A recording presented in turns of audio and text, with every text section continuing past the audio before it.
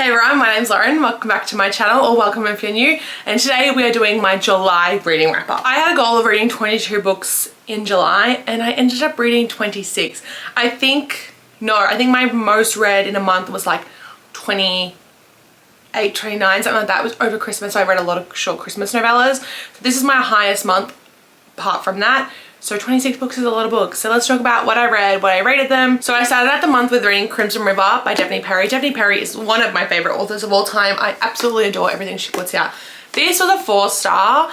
It is very sort of similar to Indigo Ridge, but just not as good. It is a lot shorter. It is only like 300 pages. It's just sort of lacking a little bit. The relationship was a little bit off. The tropes weren't very, it is like a murder mystery. So like there's definitely that mystery element, crime element. Lila is like an exhausted cafe owner and she meets this guy who is running away from the police.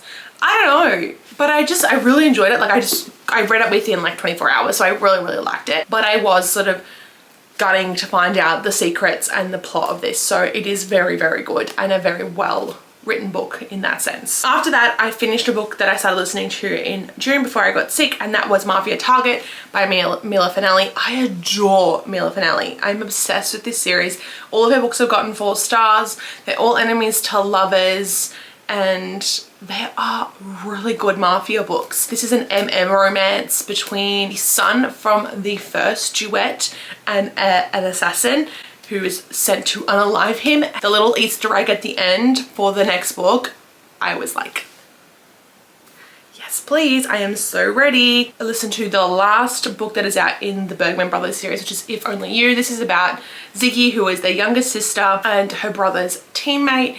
It was so sweet, so cute, so funny. No third act breakup. It was like a fake dating style relationship. It was more like fake friends. It was very light, very sweet. I gave it 4 stars.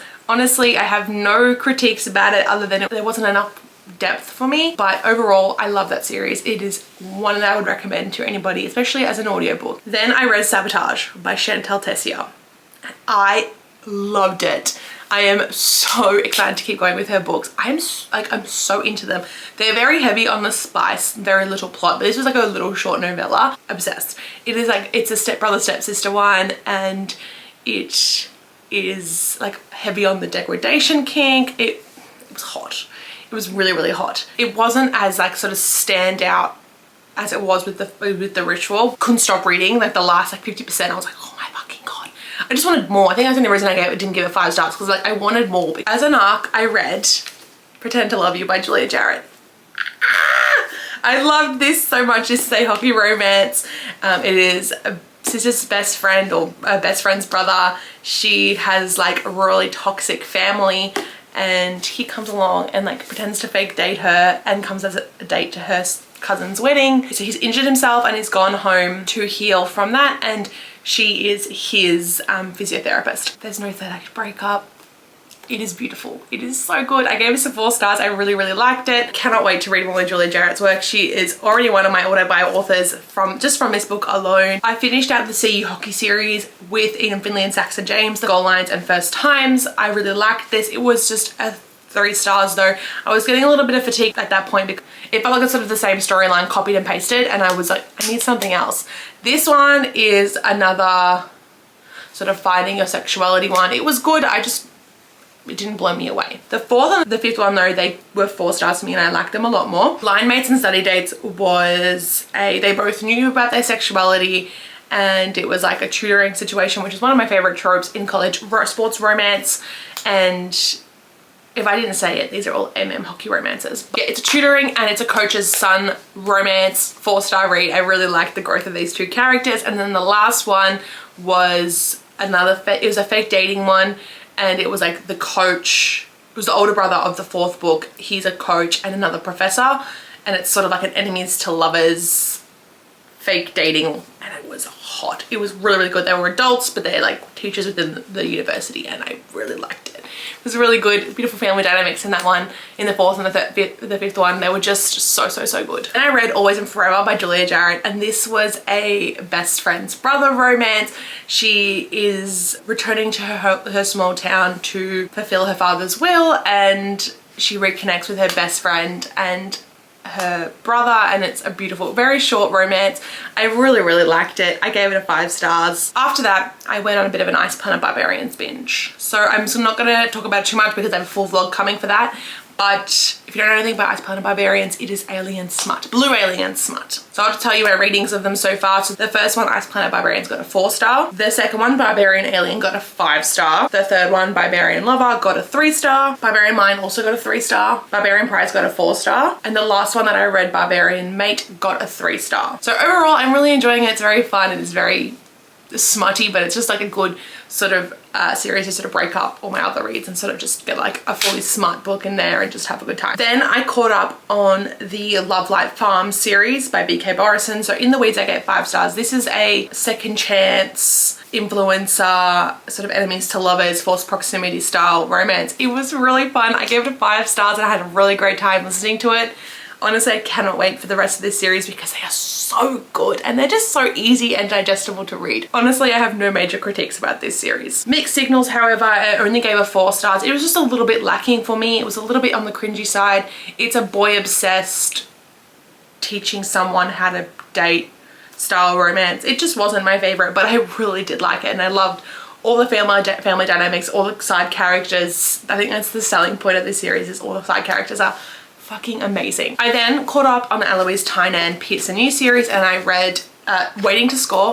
This is a fake dating romance, and fake dating is one of my favorite tropes. This is a basketball romance and I love this. It is a 5 star. It's very short. It's very short. These are fantastic. I adore these so much. I love Eloise's writing. They're not heavy on the smart. There is a lot of relationship and like side characters. It is really good. 5 stars. Honestly, I have no critiques about this book. That's how good it was. Eloise, I need more. I need more now. I also read Shooting to Win by Eloise Tynan. This one wasn't my favorite. This is a like forced proximity second chance one. I only gave it a 4 stars. Stella has to move in with Van after something goes wrong in their apartment, and yeah, it's just not my favorite. I didn't like the conflict in this. It was not my favorite. It was something that it's a personal thing for me. I don't like when the conflict revolves around toxic families or bad family dynamics. It's just a personal thing, but I did love the growth of all the characters. Even the toxic family member, the growth was fantastic, and the resolution between the FMC and her cousin was fantastic. But again, really good series. This one's probably the longest. Next, I read a BookTok favorite, and that is Powerless by Elsie Silver. This gets a 5 stars. This is a friends to lovers romance. It's a runaway bride. He is an NHL star, and it is so good. The spice, the tension, the angst, everything from a small town cowboy romance you could ever want. Elsie Silver is fucking amazing. I'm obsessed with her so much. She can do no wrong in my eyes, and I literally have no fucking critiques. This is the perfect friends to lovers romance. I'm not the biggest friends to lovers fan. It's not my favorite trope, but this was fucking fantastic. If you haven't read this, you obviously need to abandon your entire TBR and read the Chestnut Spring series. Jasper is an abandoned boy. He's a bit of an orphan, comes to the Eaton family after his best friend Beau takes him in, and he's, again, beautiful family dynamics. The ending of this book warmed my fucking soul. Sloane is one of my favorite FMCs. She is amazing. Amazing. She's probably my second favorite FMC in this series. Jasper is probably my third favorite MMC. I also read Reckless. I read this in like one day. I loved this. I also gave it a 5 stars. Should I have probably given it a 4? Maybe. If I was doing half stars, I'd probably give it a 4.5. If I'm completely honest. There was too much character development that happened off page. On reflection, I was like, too much happened off page. I needed it on page. For a 500-page book, there needed to be more on page. This is very slow burn. I really liked it. This is an accidental pregnancy secret baby book between Winter, who is the sister of Summer from Flawless, and Theo, who is the protege of Rhett in Flawless. And they have a one-night stand. She is pregnant and it's them reuniting. Now that I'm thinking about it, this is my third favorite. Like, I like Heartless is my favorite, then Powerless, then Reckless, then Flawless. It is definitely not my favorite because too much happened off page. Unfortunately, it was a little bit of the letdown. I expected it to be smuttier. I expected there to be more dirty little slut lines. There was only one little pretty little slut. Winter was like basically redeemed at the start of the book. Like there was none of her development of her relationship with Summer, which was really disappointing for me. After that, I probably read one of my biggest letdowns of the year so far, and that is Vacation Wars by Megan Quinn. This had so much potential. I should have known going into it that I probably wouldn't like it. It felt very similar to The Unhoneymooners crossed with The Sisterhood of the Traveling Pants. I hate books about whiny 30-something-year-olds. You're in your fucking 30s. Grow the fuck up. Like, if it was about 21-year-olds and the, like, college students, like how The Sisterhood of the Traveling Pants is, it would have been fine. But we're talking about people, like, fully grown adults, people in their 30s, not being able to communicate and get their shit together. Like, what are we doing? I don't feel like this is, like, has any sense of reality whatsoever. And I know Megan Quinn is one of those sort of cringy rom-commy writers, but I was just like, dude, we're in our 30s, get your shit together. It was not for me. Yeah, I have a full like ranty review. I will link it below.